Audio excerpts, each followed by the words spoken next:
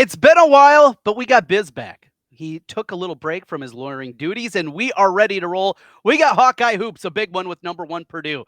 We got football and the latest with Brian Ferentz and a whole lot more today on Locked On Hawkeyes. Our Locked On Hawkeyes, your daily podcast on the Iowa Hawkeyes. Part of the Locked On Podcast Network, your team every day.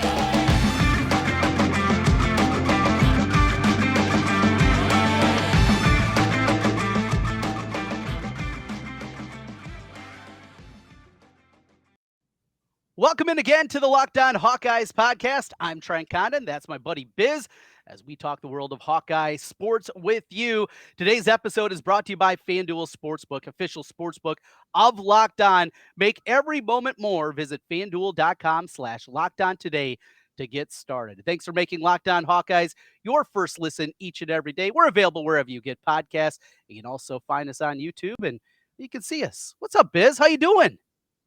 I'm doing well. You know, it's been at least a month, I think, and it's been, as always, we talk about this all the time, Trent. Iowa sports is never boring, man. Never even a week can go by without something crazy happening, and so just so people can find out how the sausage is made with this wonderful podcast. Usually, Trent gives me like a 12-hour notice on, hey, can we do this, and then he asked me what we want to talk about. And so I usually send a list of a couple things. And I told him this week, we got to start with basketball, because if we start with the Brian Ferentz discussion, it's just going to lead to 30 minutes of me screaming screaming at people. So let's start with the positive, Trent. How about that Iowa basketball team? Both Iowa basketball teams. Absolutely. And we'll get into both sides of it. And we start with the men's team. It has been a chaotic year. It has been so up and down and inconsistent, but when it's good, it's really good. This 3-game winning streak. Yeah, they all came at Carver. I get that. The Illinois game was incredible. The environment, the build up to it, with what happened with the Orange Crush. I think that added yet an extra layer to just kind of the pomp and circumstance surrounding that game. But even the 2 games previous, against Rutgers, against Northwestern, the 2 best defensive teams in the Big Ten, I was just scoring at will against them. And I think there's something about that Rutgers matchup. It marries incredibly well with what Iowa does offensively, because they've been able to score against Rutgers seemingly every single time out there here recently. And that their Northwestern team was good. I think they ran out of gas, but Iowa to win these 3 games. Yet they were slight favorite in all 3, but numbers, Biz. To win 3 in a row, even at home, the chances were not great that they were going to be able to do that. To pull that off, quite the week in 6 days for Iowa hoops. Well, in general, this is just such a fun team. I can't remember when you combine Iowa women's basketball and Iowa men's basketball, 2 teams that were this fun to watch. They're just, the Iowa men's team, when they get it clicking and when their shots are falling, it's beautiful basketball. I mean, there was a stretch, I think I posted that 4-minute stretch in Northwestern when we went from down 1 to up 14 in 4 minutes late in the game. Offensive basketball doesn't get any prettier than that. Mm-hmm. I mean, the ball, I think it ended out being two threes and 3 dunks, and it was just beautiful ball movement. And the cool thing about this team is over the last month, you found out, there's 5 or 6 guys that are capable of taking over a game. There's been times when Nebraska has been a beast for us. Obviously, Tony Perkins was out of his mind against Illinois. Aaron Eulis went through a 2-game stretch where he was unstoppable. And then you've obviously got Murray, who, hopefully he doesn't take a back seat as much as he does. And then you've got Connor McCaffrey, who's just, he is what he is. He's going to do the things, but he's had games where he's taken over. It's just, like I said, it's beautiful basketball. And it's pretty amazing because, a month ago, I think everybody kind of left this team for dead, and for good reason. There was a stretch there where it was definitely not beautiful basketball. Eastern Illinois was a debacle. I was at the Nebraska game. They looked like a team that just didn't enjoy playing with each other. And now how quickly it changes, because, man, they look like they not only are they winning, but they're winning in a really fun way. They're just playing really enjoyable basketball to watch. It's fun. It's enjoyable. Now, it's a huge matchup coming up against Purdue. And as we record here today, we're a couple of days before, but people will be seeing this on Thursday before the game. It's the number 1 team in the country. It's been a house of horrors. Yeah, Iowa's picked up a couple of wins there, but they don't come often when you make your way there. Obviously, they shoot the ball better there. Those freshmen play a lot better at home than they do on the road. Those guards, Lawyer especially, but it's Edey. And schematically, game plan wise, when you're going up against this behemoth, yeah, I was going to have to shoot well. They're probably going to have to hit 8 to 12 threes to even have a chance in this game. They're going to have to get some stops. But specifically with Edey, with Rebraca and a couple of question marks after that, and we see Mulvey, he can go in there and run around for a couple minutes, maybe tire him. We saw Gundelay a year ago, and sounds like maybe he's got a chance to play against the Boilermakers. What's I would do? What's the game plan? What's the scheme? What are you coming up with here just to try to even slow him down? Or do you say, the hell with it? Let him get his. Let's stop everybody else. I think we'll do very similar to what we do with Dickinson. I mean, every time you see Iowa play Michigan, we double instantly, and we make Dickinson make a decision and make a read off it. And I think we'll do the same thing with Edey. I think we'll double instantly. I think we'll force them to make shots. And the fact of the matter is, I mean, we go to our odds of winning that game are what? I mean, we play them 10 times, we're going to lose at Mackey 9 times out of 10 for sure. Yeah.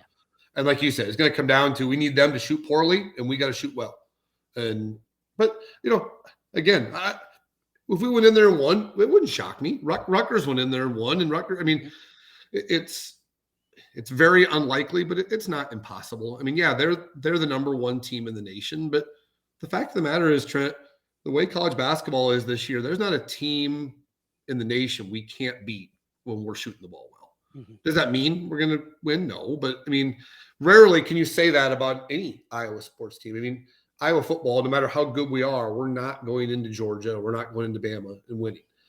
With basketball right now, there's a lot of parity in college basketball right now. And look at that top 5 or top 10 and say, is there a single team in there that you say Iowa absolutely cannot beat? No. I mean, when we're making shots, we can beat anybody. But on the flip side, I mean, if we're not making shots, we can lose to Eastern Illinois.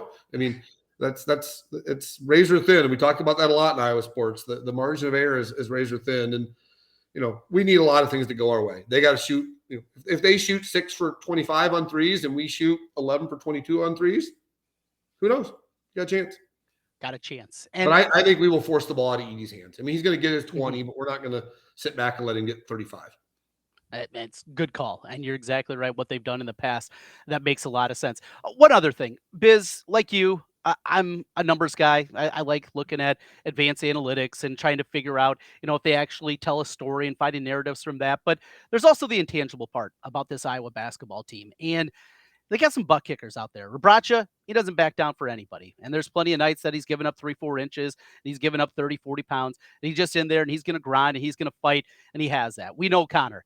He's just got that bulldog mentality. Tony Perkins absolutely has that. And maybe that's a reason for me to have a little more optimism. Talked about this way back at the beginning of the year. Maybe this team is a little bit different.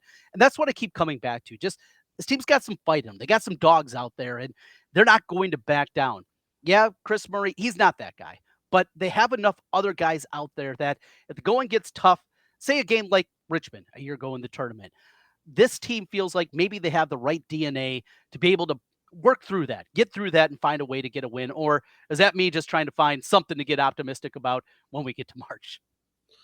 It's weird because I agree with you for the most part, but then there's been a few games where it's just head scratchers. That loss at Ohio State, we kind of rolled over in that game and didn't battle.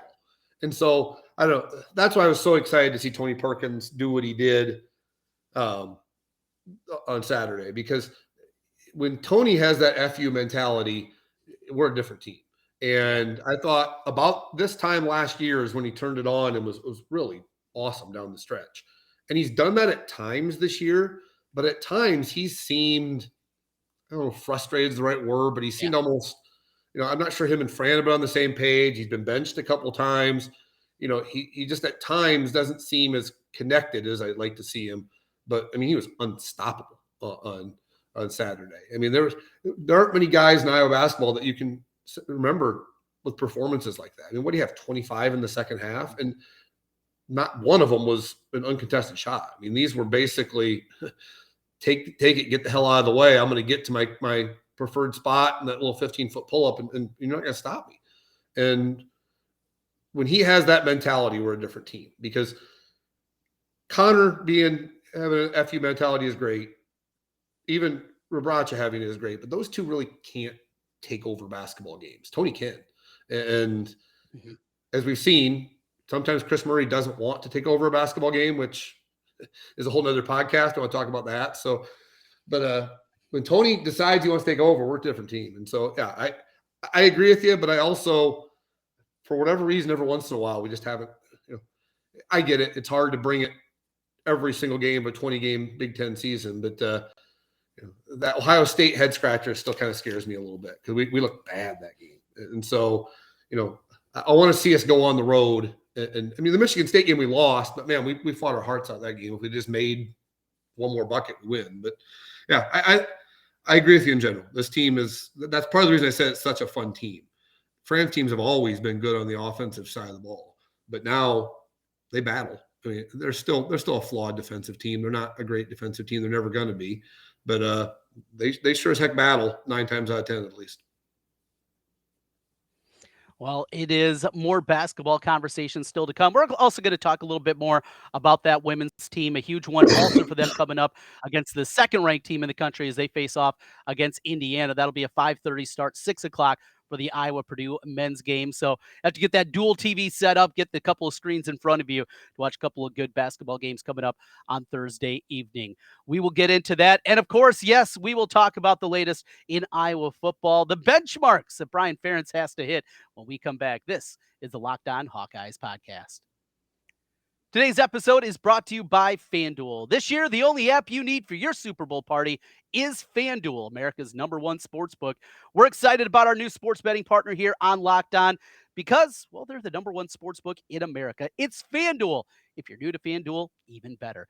Many great features that make betting on sports fun and easy. You can download the FanDuel app right now, and you can bet on Super Bowl 57 with a no-sweat first bet. Get this, you'll get up to $3,000 back in bonus bets if your first bet doesn't win. FanDuel lets you bet on everything from the money line, point spreads, who's going to score a touchdown, just pages of props up there on the menu for you to dabble into for Super Bowl 57. FanDuel Sportsbook is safe, secure, and super easy to use. Best of all, you can get paid your winnings instantly. Biz and I in the past maybe had some trouble with other apps out there. Getting those winnings, never a problem with FanDuel. Join FanDuel today at FanDuel.com/lockedon to claim your no-sweat first bet on Super Bowl 57. Again, FanDuel.com/lockedon. Make every moment more with FanDuel, official sportsbook partner of the NFL. Biz, FanDuel, how about that? Moving up in the world. We got FanDuel here with us on the Locked On Network, and well, you like to dabble. You got to. I like that you referenced our shady days of overseas gambling, where if you wanted to get money, send in your request and cross your fingers, hope it comes. It always did, but sometimes it was 6 to 8 weeks later, and it had to travel through some unique ways to get there, and you never quite got the exact same amount of money that you requested. Yeah. You always get something. You request $500, you get $501.23. Somehow it randomly get changed around a little bit, but it got there. So, I remember making my way to one of those check cashing places when I got one of those checks because I didn't want to put it in the bank because my grandma still worked at the bank at the time when we were in college. And so I went to one of those check cashing places, and that process took a long time to finally get the money in. Well, they took a hunk out of that too, but not a problem with FanDuel. All because you're scared, grandma. I know. We didn't need grandma knowing exactly what we were doing with some of that money that was in the account, but a better day now with FanDuel. Well, not a better day for Iowa football the other day as the benchmarks were put in place for Brian Ferentz to keep his job. Now, they had a term for this one. And first of all, I mean, just the terminology that they used, it was kind of laughable. They called it designated performance objectives. Now, I said it's very similar to an IEP that you put a special needs kid on if you work in education, and doing that for a number of years and working with IEPs. I mean, that's where we are with Iowa football. We have to put an IEP in place for our offensive coordinator. Yet here we are once again, but they didn't raise the bar real high. Not a difficult hurdle for Brian to get over to keep his job. Yeah, in my job, Trent, they call them PIPs, so performance improvement plan. And okay, I don't do it anymore, but I used to be in charge of our recruiting and younger attorneys. So every once in a while, we'd have to put a younger attorney on a PIP. So that's immediately what I thought of as well. But, again, Trent, I'm not sure there's anything brilliant I can say about this that everybody else hasn't already said. But the one thing that just comes to mind to me is why? Why are we doing this? Well, who thinks this was a good idea? I just imagine, and I'm too lazy to look it up, but I assume Brian Ferentz's agent is Neil Cornish. He represents Dad, and he represents half of the players that come out. And so I just imagine the conversation that happened between Neil Cornish and Gary Barta. And I assume it was Gary Barta went to him and said, Neil, we can't extend his contract. He's going to be on a 1-year contract this year, and everything else is going to stay the same. And I assume Neil brilliantly said, how about this, Gary? How about we take a pay cut? We'll take $50,000 less. But in exchange for that $50,000 less, if we meet these incentives, we actually will get a bonus next year, and we're locked in for multiple years. What do you think? And I'm assuming Gary said, "Oh, a pay cut?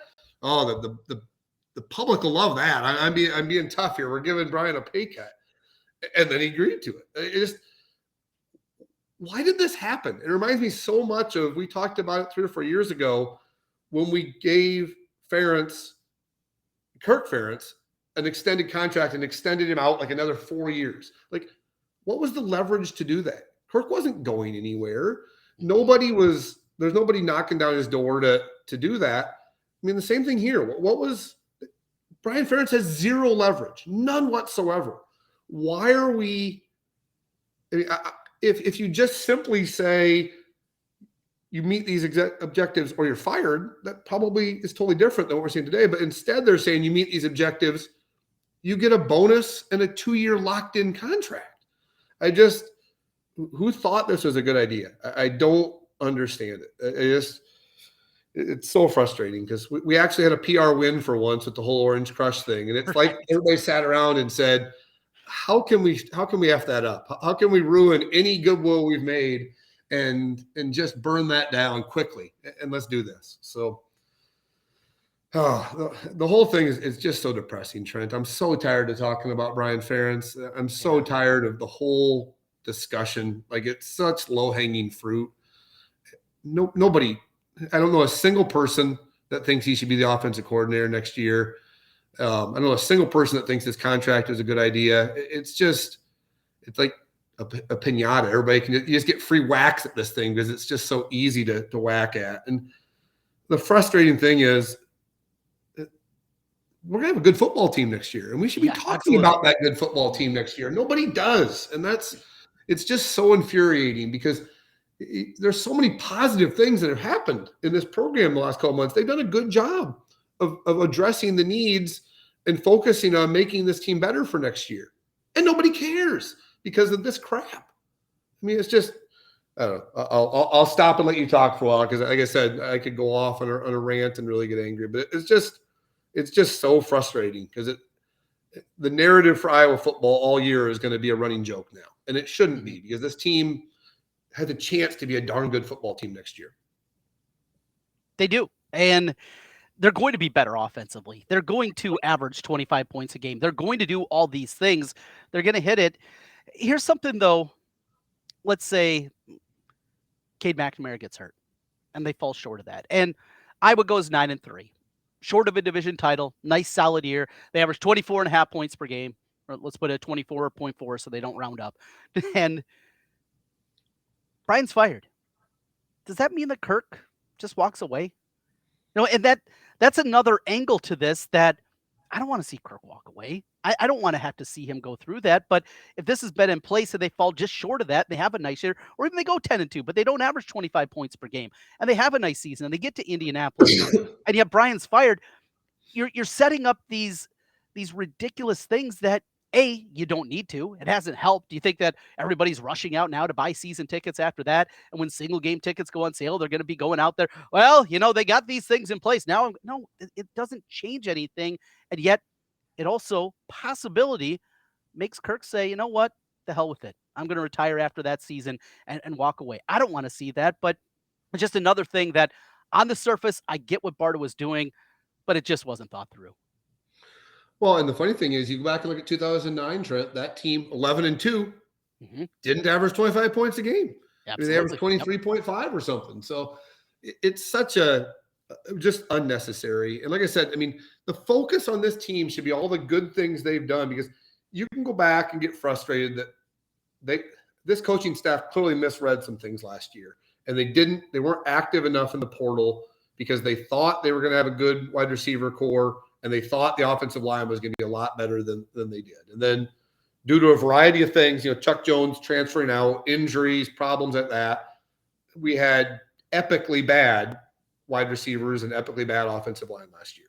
But this year, give them credit. I mean, they've learned from their mistakes. I mean, what we should be talking about is they brought in one of the highest rated quarterbacks that we've had in decades. We brought in an all Big Ten caliber tight end. We brought in 2 new offensive linemen who look like they've got some promise. We brought in, Flipper Anderson's kid. We're leading on probably the ACC leading tackler right now.